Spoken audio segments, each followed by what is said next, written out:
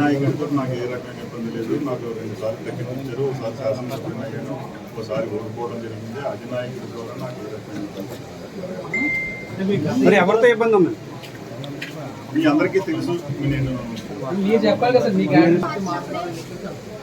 Seat ఇవ్వని కారణంగా అయితే అవేళ నేను రాజీనామా చేశాను.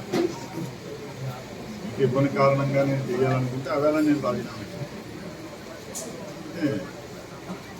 ఆ రోజున కూడా నేను జగన్ సుద్దిగా పార్టీకే పనిచేశాను. పార్టీ అధ్యక్షుడు అనేది ఆయన ముఖ్యమంత్రి అవడం కోసం ఆయన ఎవరు నెగ్గుతారో అనుకుని వాళ్ళ యొక్క సర్వేల ఆధారంగానూ పోరాటంగానూ వాళ్ళు తీసుకుని టికెట్ తెచ్చుకుంటారు. దాంట్లో మనం బిండం దొరబాబు నెగ్గుతాడంటే బిండం దొరబాబు, వంగా గీతగా నెగ్గుతుందంటే వంగా గీతగా. అది కూటమిని దృష్టిలో పెట్టుకుని పార్టీ మారుతారా లేదంటే నియోజకవర్గ ప్రజల దృష్టిలో పెట్టుకుంటారు?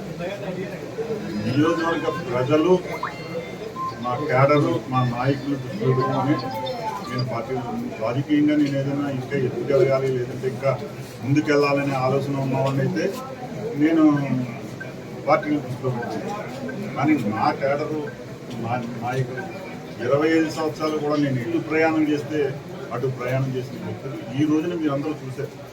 ఎంతమంది సర్పంచులు, ఎంపీటీసీలు, కౌన్సిలర్లు అందరూ కూడా నాకు నేను పార్టీ రిజైన్ చేస్తున్నానన్నా కూడా ఇక్కడికి వచ్చారు అంటే మీరు అర్థం చేసుకుంటారు. మీడియా సోదరులందరూ మీరు తలతో చూస్తున్నారు. కానీ వాళ్ళందరూ కూడా రాజీనామా చేస్తానన్నా నేను ఈవేళ కాదు, మీ అందరికీ సరైన మార్గం చూపించి సరైన ఈ నియోజకవర్గ అభివృద్ధికి తోడ్పడే విధంగా ముందుకు వెళ్దాము. ప్రజలకి అన్ని రకాలుగా కూడా మనం పనిచేయవలసిన బాధ్యత. నాకు 25 సంవత్సరాలుగా ఇక్కడ ప్రధానికం ఆదరించారు.